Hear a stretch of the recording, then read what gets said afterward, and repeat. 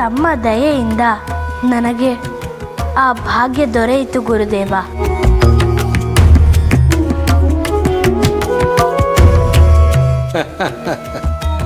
ಸಂತೋಷ ಮರಿದೇವ. ನಿಮಗೆಲ್ಲರಿಗೂ ಅರ್ಥವಾಯಿತೆ? ನನಗೆ ಗೊತ್ತಾಯ್ತು ಗುರುಗಳೇ. ಧ್ಯಾನ ಮಾಡೋದು ದೇವ್ರು ನೋಡೋಕೆ ಅಂತ ನೀವು ಹೇಳಿದ್ದು ನೆನಪಾಯ್ತು. ನಾನು ಕಂಡೆ ದೇವ್ರನ್ನ. ಓಹೋ, ಬಹಳ ಸಂತೋಷ. ದೇವರು ಅಂದರೆ ಯಾರು? ದೇವರು ಅಂದರೆ ದೇವರು, ಗುಡಿಲಿರೋವನೇ ದೇವರು.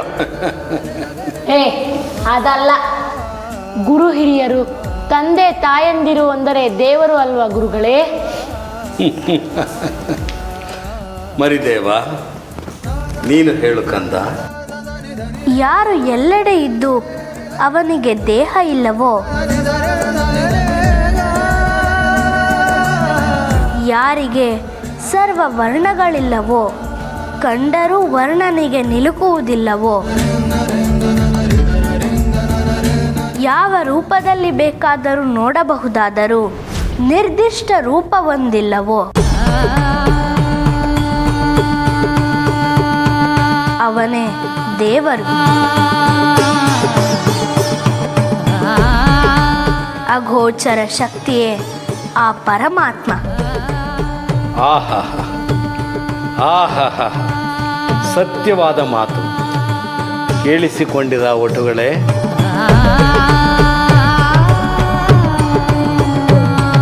ಸಾಮಾನ್ಯರ ಕಣ್ಣಿಗೆ ಕಲ್ಲಾಗಿ ಕಾಣಿಸುವುದು ಶಿಲ್ಪಿಯ ಉಳಿಗೆ ಶಿಲೆಯಾಗಿ ಗೋಚರಿಸುತ್ತೆ. ಅದೇ ದೇವರಾಗಿ ಪೂಜಿಸಲ್ಪಡುತ್ತೆ. ದೂರದೃಷ್ಟಿಯ ಅಧ್ಯಯನ ಪ್ರತಿಯೊಬ್ಬ ವಟುವಿನ ನಿತ್ಯ ಕರ್ಮವಾಗಬೇಕು.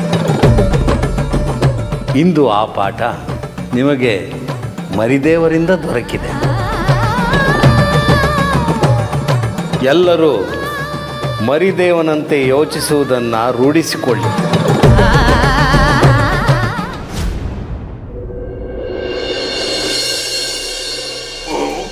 ನಿಂತ್ಕೊಳ್ಳೋ. ಚೆನ್ನಾಗಿ ತಿಂದು ತೇಗಿದ್ದು ಎಲ್ಲ ಮುಗಿತೇನ್ರಪ್ಪ? ಆಹಾ, ನಿಮ್ಮ ಜನ್ಮಕ್ಕೆ ಅಲ್ಲ ಕಣ್ರಯ್ಯ, ಇಷ್ಟು ವರ್ಷದಿಂದ ಮಠದಲ್ಲಿದ್ದೀರಾ. ಈ ಮಠಕ್ಕೆ ಏನು ಬೇಕು ಏನು ಬೇಡ ಅಂತ ತಿಳ್ಕೊಳಕ್ ಹೋಗ್ಲಿಲ್ವಲ್ಲಯ್ಯ.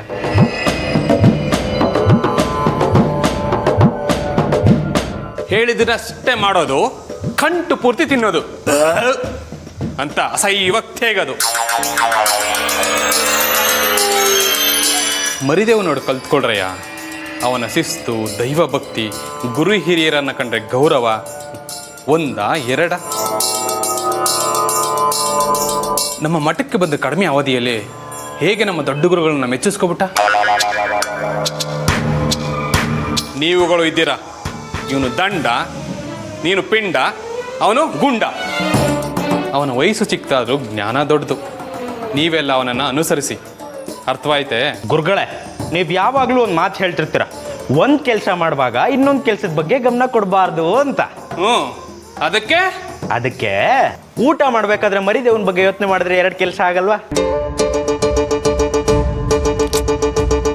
ಕೈ ತೊಳ್ಕೊಳಕ್ ಹೋಗ್ತಾ ಇದ್ದೀವಿ, ಕೈ ತೊಳ್ಕೊಳ್ಬೇಕಾದ್ರೆ ಮರಿದೇವನ ಬಗ್ಗೆ ಯೋಚನೆ ಮಾಡಿದ್ರೆ 2 ಕೆಲಸ ಆಗಲ್ವಾ? ಇದಾದ್ಮೇಲೆ ವಿಶ್ರಾಂತಿ ಮಾಡ್ತೀವಿ, ವಿಶ್ರಾಂತಿ ಮಾಡ್ಬೇಕಾದ್ರೆ ಮರಿದೇವನ ಬಗ್ಗೆ ಯೋಚನೆ ಮಾಡಿದ್ರೆ 2 ಕೆಲಸ ಆಗಲ್ವಾ? ಈಗ ನೀವೇ ಹೇಳಿ, ನಾವು ಮರಿದೇವನ ಬಗ್ಗೆ ಯಾವಾಗ ಯೋಚನೆ ಮಾಡೋಣ? ಕರ್ಮ ಕರ್ಮ ಪ್ರಾರಬ್ಧಗಳ. ನೋಡಿದ್ರಾ, ಬೈಬೇಕಾದ್ರೆ ತಲೆ ಚಚ್ಕೋಬಾರ್ದು. 2 ಕೆಲಸ ಮಾಡ್ದಂಗಾಗತ್ತೆ. ನಡಿ.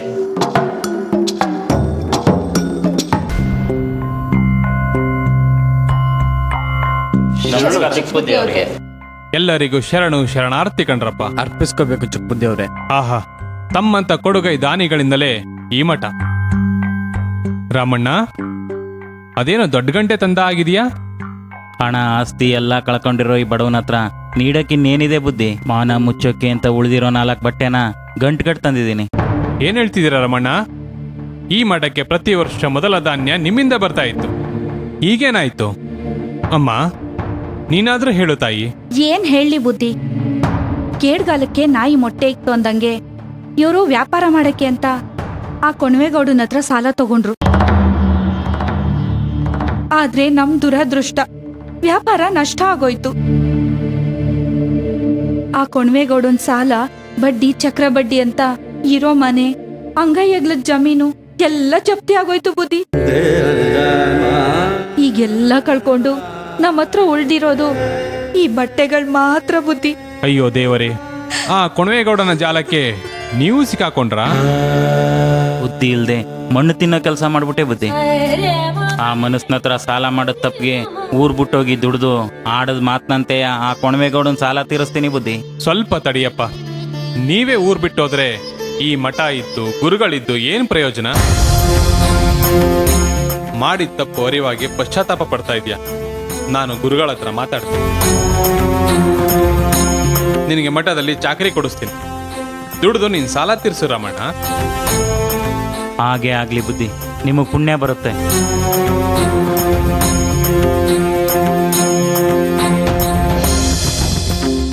ಕೊಣವೇಗೌಡ,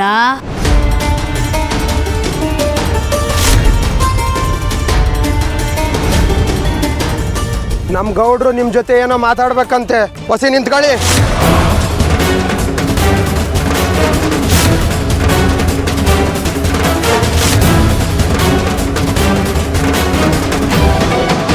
ಈ ಊರಿನಲ್ಲಿ ನನ್ನ ಹತ್ರ ಸಾಲ ತಗೊಂಡವ್ರು ಇಷ್ಟಿದ್ರು. ಹೌದು ಬುದ್ಧಿ, ಈಗ ಇಷ್ಟಾಗಿದೆ.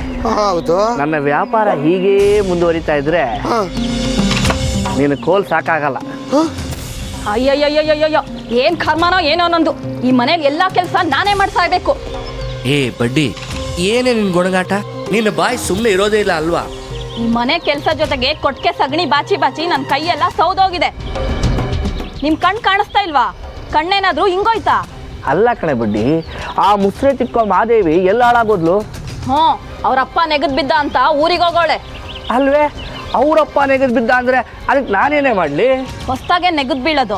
ಯಾವತ್ ನಮ್ಮಪ್ಪ ನಿನ್ನ ಹತ್ರ ಸಾಲ ಮಾಡಿ ಬಡ್ಡಿ ಕಟ್ಟಕ್ ಆಗ್ದಲೆ ನನ್ನೇ ನಿನಗೆ ಕಟ್ಟದ್ನೋ ಆವತ್ತೇ ನಮ್ಮಪ್ಪ ನೆಗದ್ ಬಿದ್ದು ನಲ್ಲಿಕಾಯಿ ಆಗೋದ. ಬಡ್ಡಿ ನೆಪ ಅಷ್ಟೇ. ನಿನ್ ಮೇಲೆ ಪ್ರೀತಿ ಇದಕ್ಕಲ್ವಾ ಸಾಲ ಕೊಟ್ಟಿದ್ದು, ಅರ್ಥ ಮಾಡ್ಕೊಮ್ಮಿ. ಹಳೆ ನೀರು ಬಂದು ಹೊಸ ನೀರನ್ನ ತಳ್ತು ಅಂದಂಗೆ ನಿನಗೆ ಅವಾಗವಾಗ ಒಬ್ರೊಬ್ರ ಮೇಲೆ ಪ್ರೀತಿ ಹುಡ್ತದೆ. ಥೂ, ನಿನ್ ಮುಖಕ್ಕಿಷ್ಟು ಬೆಂಕಿ ಹಾಕ. ಮೆತ್ತಗೆ ಮಾತಾಡಮ್ಮಿ, ಬೀದಿನಲ್ಲಿ ಮಾಲ ಕಡಿಬೇಡ. ಆಹಾ, ನಿನಗೆ ಅದು ಬೇರೆ ಕೇಡು. ಏನು ಮರ್ಯಾದೆ ರಾಮಣ್ಣ ಗುದ್ದೊಳಂಗೆ ಆಡ್ತೀಯಾ? ಹೋಗಳಿಕೆ ಒಳಕ್ ಬಾ, ನೋಡ್ಕೋತೀನಿ. ಓಹೋ, ಏನ್ ಶಿವಯ್ಯ, ನೋಡ್ದರಾಗ ಹೋಗ್ತಿದ್ಯಾ? ತಪ್ಪಾಯ್ತು ಬುದ್ಧಿ, ಗಮನಿಸ್ಲಿಲ್ಲ. ಹೌದಪ್ಪ, ಸಾಲ ತಗೊಂಡು ನೆಮ್ಮದಿಯಾಗಿದ್ಯಾ, ಈಗೆಲ್ಲಿ ಗಮನಿಸ್ತ್ಯಾ? ಎಲ್ಲೊಂಟೆ? ಹಂಗೇನಿಲ್ಲ ಬುದ್ಧಿ, ಮಗನ್ನ ಮಠಕ್ಕೆ ಪಾಠಕ್ಕೆ ಸೇರಿಸ್ಬೇಕು ಅನ್ಕೊಂಡಿದ್ವಿ ಬುದ್ಧಿ. ಅದಕ್ಕೆ ಪದ್ಧತಿ ಪ್ರಕಾರ ಶಾಸ್ತ್ರಕ್ಕೆ ಬೇಕಾಗಿರೋ ಬಟ್ಟೆ, ಬರೆ, ಸಾಮಾನು ಇದನ್ನೆಲ್ಲ ತರಕ್ಕೆ ಹೋಯ್ತಿದ್ದೀನಿ ಬುದ್ಧಿ. ಓಹೋ, ಮಠಕ್ಕೆ ಪಾಠಕ್ಕೆ ಸೇರಿಸ್ತೀಯೋ? ಹೊಟ್ಟೆಗೆ ಇಟ್ಟಿಲ್ಲ ಅಂದರೂ ಮಗನಿಗೆ ಹೊಸ ಬಟ್ಟೆ ಬೇಕಂತೆ. ನಿಮ್ಗೆ ಯಾಕಿರಲ್ಲ ಇದೆಲ್ಲ? ನಮ್ಮ ಮಟ್ಟಿಯಾಗೆ ಕೆಲಸದವನಿಲ್ಲ. ನಿನ್ನ ಮಗನ್ನ ಜೀತಕ್ಕೆ ಬಿಟ್ಟು ಹೋಗು. ಅಯ್ಯೋ ಬುದ್ಧಿ, ನಿಮ್ಮ ದಮ್ಮಯ್ಯ ಅಂತೀರಿ, ಈ ಥರ ಮಾತು ಮಾತ್ರ ಆಡಬೇಡಿ ಬುದ್ಧಿ. ನಿಮ್ಮ ಜೀವ ಹೋಗೋವರೆಗೂ ನಿಮಗೋಸ್ಕರ ದುಡಿತೀನಿ ಬುದ್ಧಿ.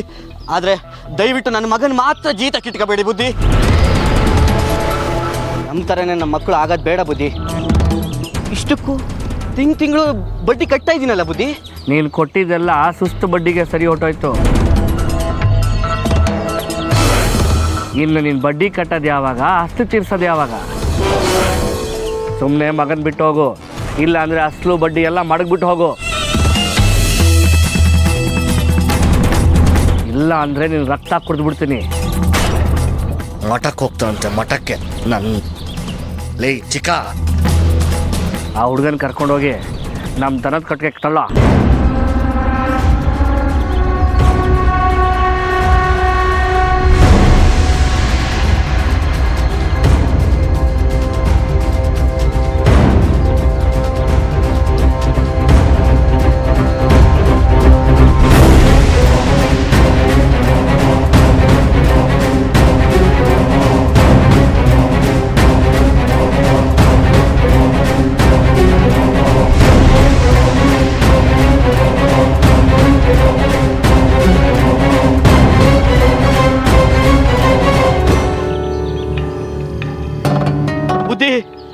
ಬುದ್ಧಿ, ನನ್ನ ಮನೆ ಮುಳುಗೋಯ್ತು ಬುದ್ಧಿ. ನನ್ನ ಮಗನ ಉಳಿಸ್ಕೊಡಿ ಬುದ್ಧಿ, ನನ್ನ ಮಗನ ಉಳಿಸ್ಕೊಡಿ ಬುದ್ಧಿ. ಶಿವಣ್ಣ, ಏನಾಯ್ತು?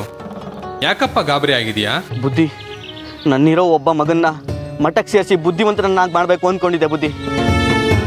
ಆದರೆ ಆ ಕೊಣವೇಗೌಡನ ಕಣ್ಣಿಗೆ ಬಿದ್ದು ತಾನು ಕೊಟ್ಟಿರೋ ಸಾಲದ ಬಡ್ಡಿಗೆ ನನ್ನ ಮಗನ ಜೀತ ಕಿರಿಸ್ಕೊಂಡ್ಬಿಟ್ಟವನು ಬುದ್ಧಿ. ನನ್ನ ಮಗನ ಉಳಿಸ್ಕೊಡಿ ಬುದ್ಧಿ, ನಿಮ್ಮ ದಮ್ಮಯ್ಯ ಅಂತಿ ನನ್ನ ಮಗನ ಉಳಿಸ್ಕೊಡಿ ಬುದ್ಧಿ. ಸಮಾಧಾನ ಮಾಡ್ಕೋ ಶಿವಣ್ಣ. ಈಗ ಏನ್ ಪ್ರಯೋಜನ? ಸಾಲ ಪಡ್ಕೊಳ್ಬೇಕಾದ್ರೆ ಹಾಲು ಅನ್ನ ಉಂಡವರಂತೆ ಸಾಲ ಮಾಡ್ತೀರಾ, ಆಮೇಲೆ ಸಾಲ ತೀರ್ಸೋಕ್ಕಾಗದೆ ಗೋಳಾಡ್ತೀರಾ, ಅದು ಕೊಣವೇಗೌಡನಂತಹ ದುಷ್ಟನ ಹತ್ರ. ಈಗ ಚಿಂತೆ ಮಾಡಿ ಪ್ರಯೋಜನ ಇಲ್ಲ. ನಾನು ಗುರುಗಳ ಹತ್ರ ಮಾತಾಡಿ ಅವನ ಕರೆಸಿ ಬುದ್ಧಿ ಹೇಳ್ತೀನಿ. ನೀನು ಸಮಾಧಾನ ಮಾಡಿಕೊಂಡು ಮನೆಗೆ ಹೋಗು, ಎಲ್ಲ ಒಳ್ಳೇದಾಗುತ್ತೆ. ಆಯಿತು ಬುದ್ಧಿ, ನೀವು ಹೇಳ್ದಂಗೆ ಮಾಡ್ತೀನಿ.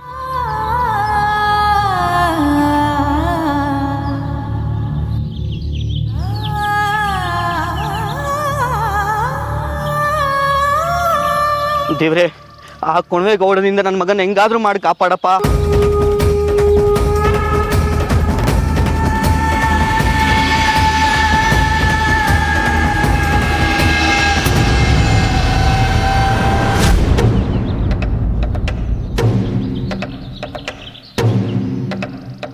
ಕೊಣವೇಗೌಡ್ರೆ, ಊರಲ್ಲಿ ನೀವು ಬಹಳ ಸ್ಥಿತಿವಂತರು, ಜೊತೆಗೆ ಪಂಚಾಯಿತಿ ಕಟ್ಟೆಯ ನ್ಯಾಯಸ್ಥರು.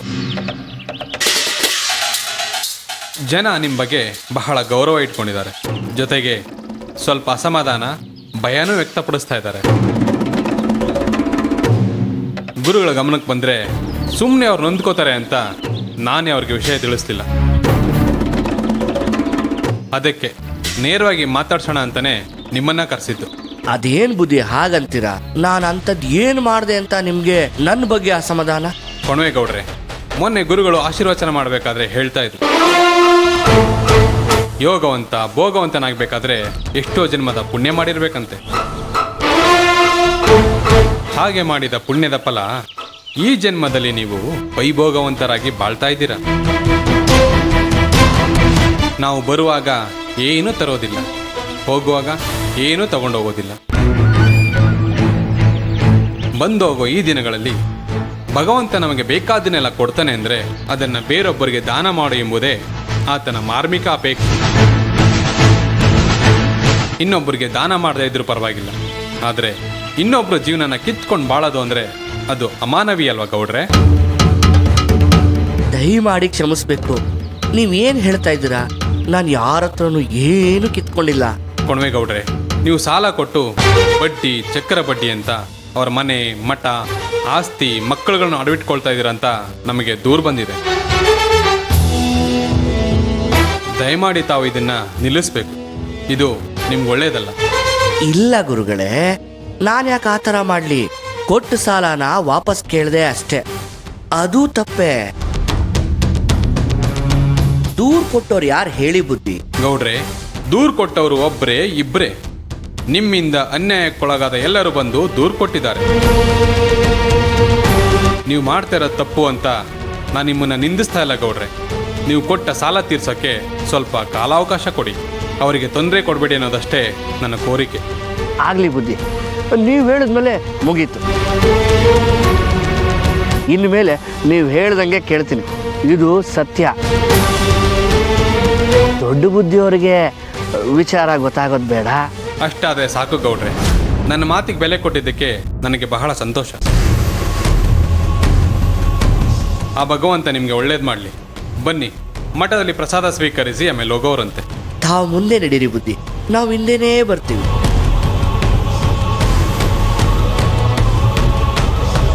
ಈ ವಯ್ಯ ಹೇಳ್ಬಿಟ್ಟ, ನಾವು ಕೇಳಬೇಕು. ಹೇಳೋರಿಗೆ ಬಾಯ ನೋಯ್ತದೆ. ಇವನು ಹೇಳ್ದಂಗೆ ಕೇಳಿದ್ರೆ ನಾವು ಕಾವಿ ತೊಟ್ಕೋಬೇಕಾಯ್ತದೆ, ಅಲ್ವೇನ್ಲಾ? ಹೌದು ಬುದ್ಧಿ.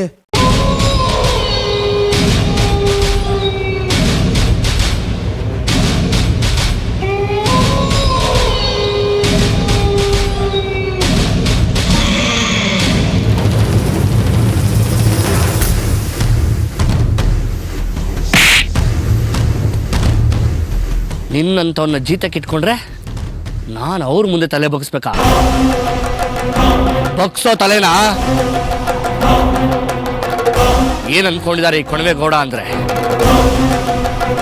ನನ್ನ ತಂಟೆಗೆ ಬಂದರೆ ನಾನು ಕೊಣವೇಗೌಡ ಅಲ್ಲ, ಕೋಣ, ಸಾಕ್ಷಾತ್ ಯಮನ್ ಕೋಣ.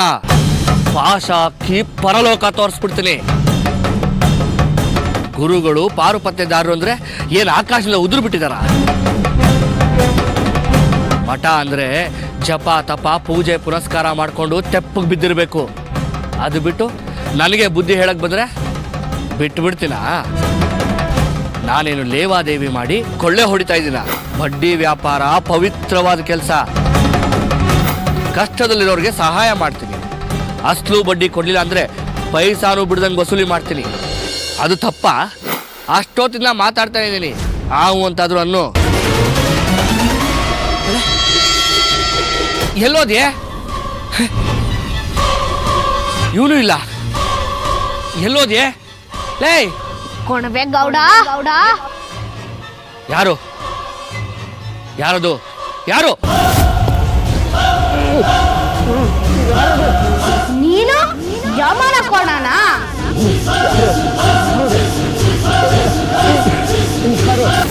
ನಾನು ಯಾರು ಗೊತ್ತೇನೋ? ಗಂಡು ಗಲಿಗಳ ಗಂಡ.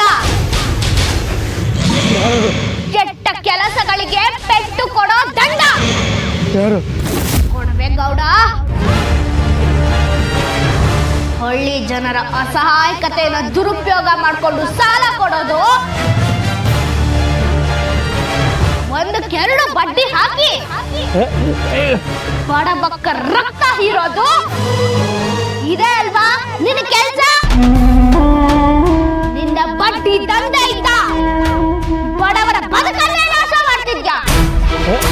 ಹಣದ ಮದದಿಂದ ಅತ್ಯಾಚಾರ ಅನಾಚಾರಗಳನ್ನ ಮಾಡ್ತಾ ಇದ್ಯಾ. ಇದು ತಪ್ಪು. ನಿನ್ನ ದುಷ್ಟತನ ಹದ್ದು ಮೀರ್ತಾ ಇದೆ. ನಿನ್ನ ತಪ್ಪು ತಿದ್ದುಕೊಂಡು ಸರಿ ದಾರಿಯಲ್ಲಿ ನಡೆದ್ರೆ ಸರಿ,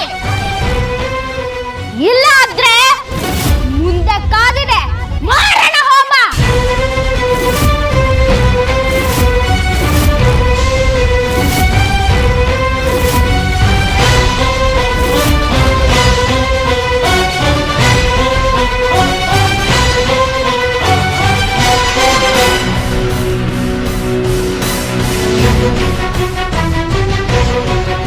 ಬೆಟ್ಟ ನಲ್ದಾವೋ ಬೆಟ್ಟ ನಲ್ದಾವೋ, ಬೆಟ್ಟದ ಮ್ಯಾಲಿನ ಬಿದ್ರು ನಲ್ದಾವೋ, ಬೆಟ್ಟದ ಮ್ಯಾಲಿನ ಬಿದ್ರು. ಓಹೋ, ಏನ್ ಬಿದ್ರಣ್ಣ? ಈ ಬಿಸ್ಲಾಗೆ ನಡ್ಕೊಂಬರೋದೇ ಕಷ್ಟ. ಅಂತದ್ರಲ್ಲಿ ಹೆಗ್ಲ ಮೇಲೆ ಬಿದ್ರೋತ್ಕೊಂಡು ಪದ ಬೇರೆ ಆಡ್ತಾ ಇದೀಯಾ? ಕಾಯನಿಷ್ಠವಾಗಿ ಕಾಯಕ ಮಾಡಿದ್ರೆ ದೇಹಕ್ಕೆ ಆಯಾಸ, ಮನಸ್ಸಿಗೆ ಆಲಸ್ಯ. ಮನೋನಿಷ್ಠವಾಗಿ ಮಾಡಿದ್ರೆ ಕಾಯಕವೇ ಕೈಲಾಸ ಅಂತ ನಮ್ಮ ಮರಿದೇವರು ಹೇಳ್ಕೊಟ್ಟವ್ರು ಸ್ವಾಮಿ. ಅದಕ್ಕೆ ಹಾಡ್ತೀನಿ, ಆನಂದ ಪಡ್ತೀನಿ. ಬೀಸೋ ಗಾಳಿ ಶ್ರುತಿ ಕೊಡುತ್ತೆ, ಉರಿಯೋ ಸೂರ್ಯ ತಂಪು ಅನ್ಸುತ್ತೆ. ಎಷ್ಟು ಬದಲಾಗಿದೆಯಾ ಬಿದ್ರಣ್ಣ. ಮೊದಲು ನೋಡಿದ್ರೆ ಕುಡ್ಕೊಂಡು ತೂರ ಆಡ್ಕೊಂಡಿರ್ತಿದ್ದೆ, ಆದರೆ ಇವಾಗ ಪದ ಆಡ್ಕೊಂಡು ಕಾಯಕ ಮಾಡೋದು ನೋಡಿದ್ರೆ ತುಂಬ ಹೆಮ್ಮೆ ಅನಿಸುತ್ತೆ. ಎಲ್ಲ ನನ್ನಪ್ಪ ಮರಿದೇವನ ದಯ. ಕತ್ಲಾಗಿದ್ದ ನನ್ನ ಬಾಳ್ಗೆ ದೀಪ ಹಚ್ಚಿಟ್ಟು ಹೊಂಟೋದ. ಈಗ ಅವನು ಎಲ್ಲವನೋ ಏನು ಮಾಡ್ತಾವನೋ. ನಡಿ ನಡಿ. ಬೆಟ್ಟ ನಲ್ದಾವೋ ಬೆಟ್ಟ ನಲ್ದಾವೋ, ಬೆಟ್ಟದ ಮ್ಯಾಲಿನ ಬಿದ್ರು. ಅವ್ವ ಉತ್ತರಾಜವ್ವ, ಇದ್ಯಾಕವ್ವ ಈ ಉರಿ ಬಿಸಿಲ್ನಾಗೆ ಕಾದೆಂಚ್ತಾಗಿರೋ ಈ ಕಲ್ ಮ್ಯಾಕ್ ಕುಂತಿದ್ದೀರಿ?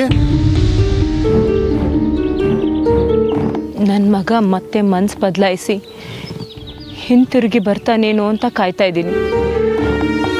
ಹೆತ್ತ ಕರಡಿಗೆ ಯಾಕಪ್ಪ ಇಷ್ಟು ಸಂಕಷ್ಟ ಕೊಟ್ಟು?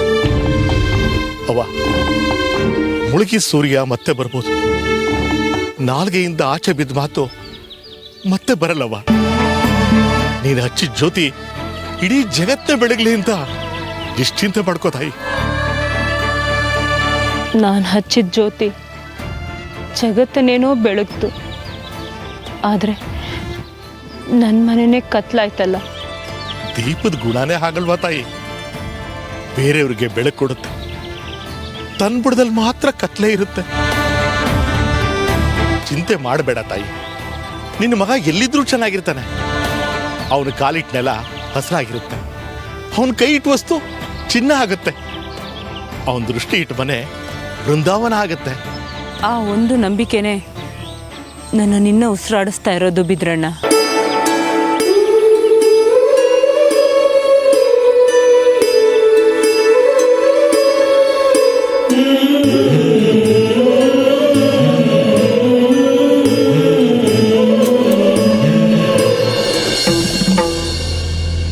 ನೆನ್ನೆ ನಮ್ಮನೆ ಮಗು, ಇವತ್ತು ನಿಮ್ಮನೆ ಮಗು, ನಾಳೆ ಇನ್ಯಾರ ಮಗುನೋ ಏನೋ ಆ ಶಿವನಿಗೆ ಗೊತ್ತು.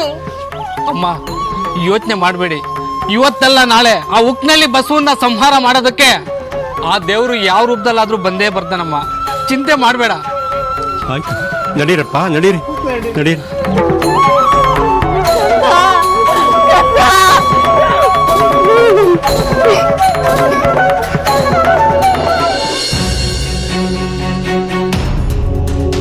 ಗೌಡ್ರೆ, ನಿಮ್ಮ ಮಾತಿನ ದಾಟಿ ನೋಡ್ತಾ ಇದ್ರೆ ಈ ಮಠದಿಂದ ಏನನ್ನು ನಿರೀಕ್ಷೆ ಮಾಡ್ತಾ ಇದ್ದೀರಾ ಅಂತ ಗೊತ್ತಾಗ್ತಾ ಇದೆ.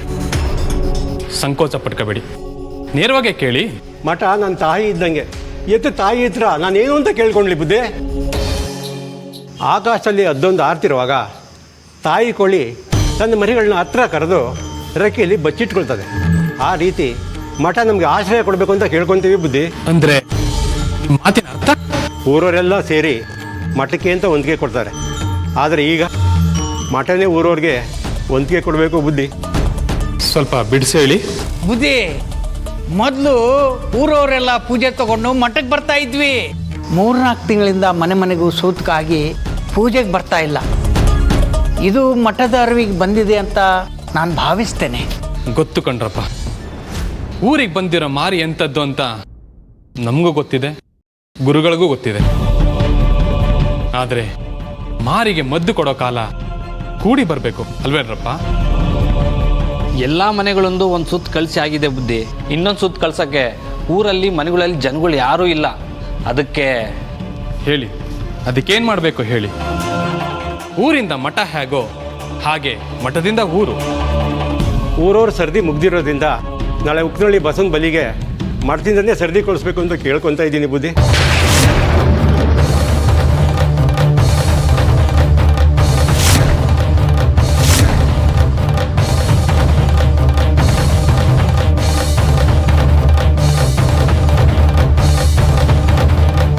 ಮಠಕ್ಕೆ ನೀಡ್ತಾ ಇದ್ದವರು ಇವತ್ತು ಮಠದ ಹತ್ರ ಬೇಡ್ಕೊಳಕ್ ಬಂದಿದ್ದೀರಾ. ಇರಲಿ, ಶಿವನ ಇಚ್ಛೆ ಹೇಗಿದೆಯೋ ಹಾಗೆ ಆಗಲಿ. ಸರಿ, ನೀವು ಹೋಗಿ ಬನ್ನಿ. ಗುರುಗಳ ಜೊತೆ ಮಾತಾಡಿ ಈ ಸಮಸ್ಯೆಗೊಂದು ಶಾಶ್ವತ ಪರಿಹಾರ ಕೊಡಿಸ್ತೀನಿ. ಆಗಲಿ ಬುದ್ಧಿ, ಹಾಗೆ ಆಗಲಿ.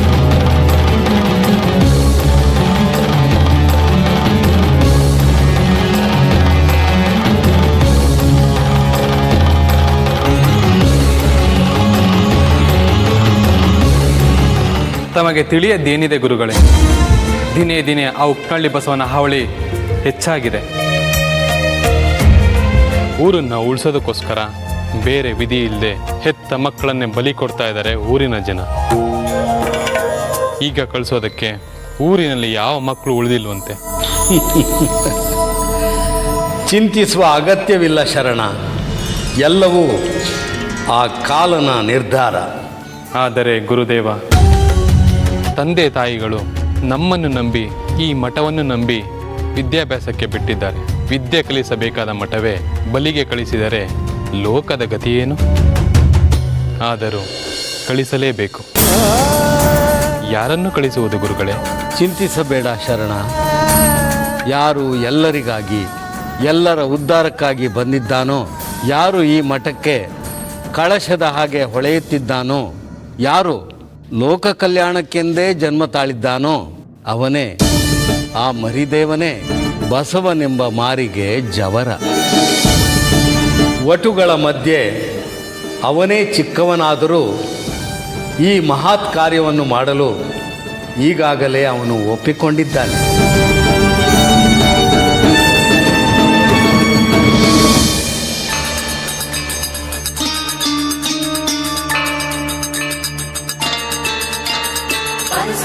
ನೋಡ ಬನ್ನಿರೋ ಮಾದೇವನ ಏಳುಮಲೆ ಮಾಯಗಾರನ ಏಳುಮಲೆ ಮಾಯಗಾರನ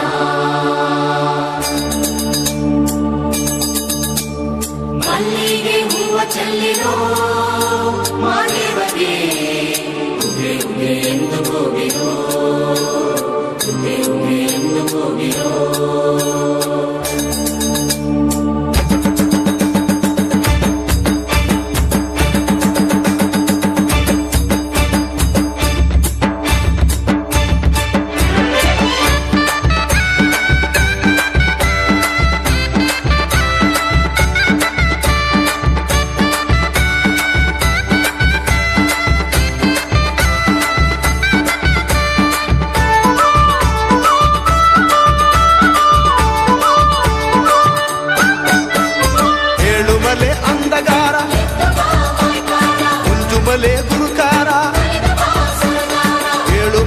ಅಂದಗಾರ ಕುಂಜುಮಲೆ ಗುರುಕಾರ ಪೌರುಷೆಲ್ಲ ಬಂದವರೇ ನೋಡುವ ಕಣ್ಣಾರ ಜಗದೀಶ್ವರ ಸರ್ವೇಶ್ವರ ಕೈ ಹಿಡಿದು ಕಾಪಾಡೋ ಮಾದೇಶ್ವರ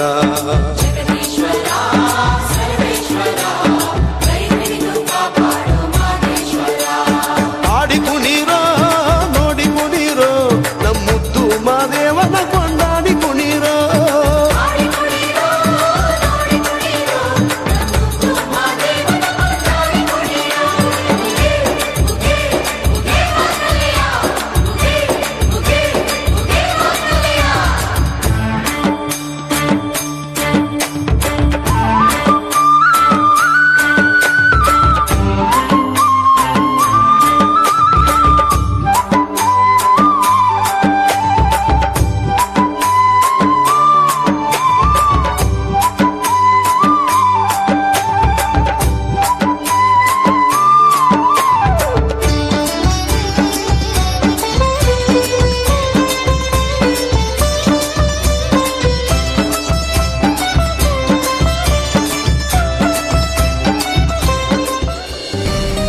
ಮಠ ಸೇರ್ಕೊಂಡ್ರೆ ಘಟ ತಂಪಾಗಿರ್ತದೆ ಅನ್ನೋ ಅಪ್ಪನ ಮಾತು ಕೇಳಿ ತಪ್ಪು ಮಾಡಿಬಿಟ್ಟೆ.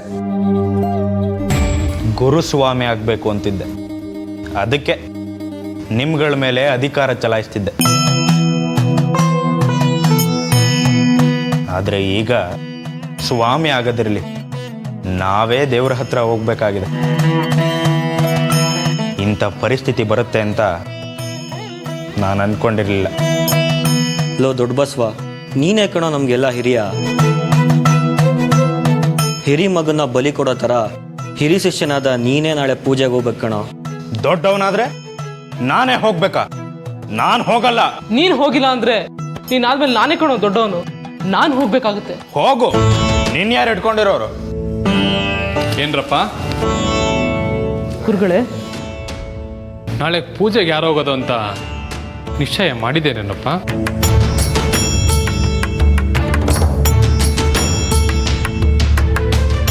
ಪೂಜೆಗೆ ಹೋಗಲೇಬೇಕು ಅನ್ನೋದು ನಿಜ ಆದರೆ ನಾನು ಮಠ ಬಿಟ್ಟು ಮನೆಗೆ ಹೋಗ್ತೀನಿ ಗುರುಗಳೇ. ಮಠದ ಮರಿ ನೀನು ಮನೆಗೆ ಹೋಗಿ ಸಂಸಾರಿ ಆಗ್ತೀಯಾ? ಇಲ್ಲಿ ಮರಿ ಅಂದ್ಕೊಂಡು ಹರಕೆ ಕುರಿ ಆಗೋದಕ್ಕಿಂತ ಅದೇ ಎಷ್ಟೋ ಮೇಲು. ಸನ್ಯಾಸಿ ಅಂದರೆ ಲೋಕದ ಸಂಸಾರಿ ಕಣಪ್ಪ. ಲೋಕದ ಕಷ್ಟಕ್ಕೆ ಮೊದಲು ತಲೆ ಕೊಡಬೇಕಾಗಿರೋದು ಸಾಧು ಸಂತರೇ. ಆ ಕಾಲನ ಕರೆ ಬಂದಾಗ ಎಲ್ಲರೂ ಹೋಗಲೇಬೇಕು.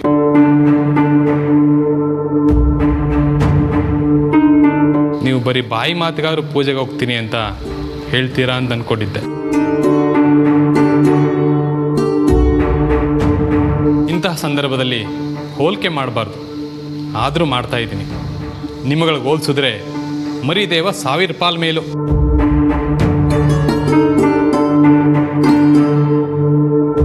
ಯಾಕೆ ಅಂದರೆ ಪೂಜೆಗೆ ತಾನೇ ಬಲಿ ಆಗ್ತೀನಿ ಅಂತ ಗುರುಗಳ ಹತ್ರ ಹೇಳಿದ್ದಾನೆ. ಆ ಮಾತು ಕೇಳಿ ನನ್ನ ಹೃದಯ ತುಂಬಿ ಬಂತು. ನಿಮ್ಮಂತೆ ಅವನು ಆಗ್ಬಿಟ್ಟಿದ್ರೆ ಈ ಮಠದ ಗೌರವ ಏನಾಗಬೇಕಿತ್ತು? ಕಿರಿಯನಾಗಿ ಬಂದು ಹಿರಿಯನಾಗ್ಬಿಟ್ಟ. ಹೌದು ಗುರುಗಳೇ, ನಿಮ್ಮ ಮಾತು ನಿಜ. ಅವನನ್ನು ಹೆಸರಿಡ್ದು ಕರೆಯೋಕ್ಕೂ ನನ್ನ ಅಹಂಕಾರ ಅಡ್ಡ ಬರ್ತಿತ್ತು.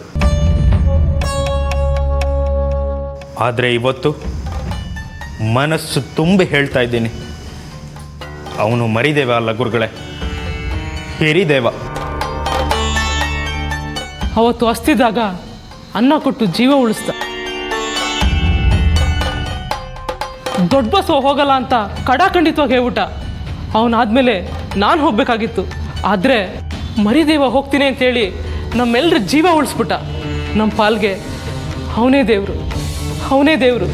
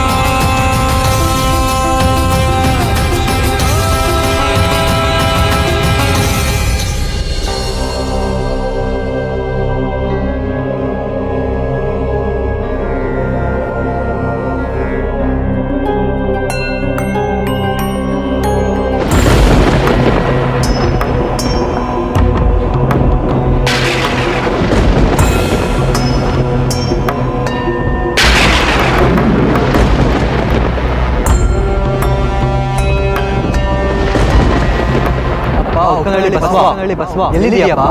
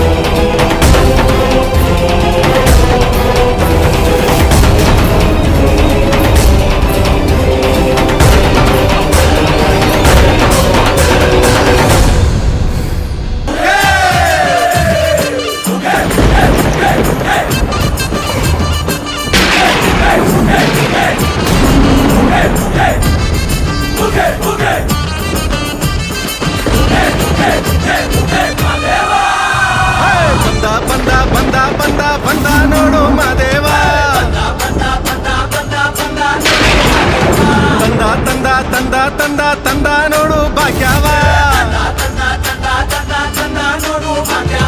ದುಷ್ಟ ಶಿಕ್ಷಕ ಶಿಷ್ಟ ರಕ್ಷಕ, ಲೋಕ ಕಾಯುವ ಮಲೆಯ ಮಾಂತ್ರಿಕ, ಕೆಂಡ ಗಣ್ಣಯ್ಯನ ನೋಡು, ದುಂಡು ಮುಖದ ಮಾದಪ್ಪ ನೋಡು ನೋಡು, ಕೆಂಡ ಗಣ್ಣಯ್ಯನ ನೋಡು, ದುಂಡು ಮುಖದ ಮಾದಪ್ಪ ನೋಡ್ರು.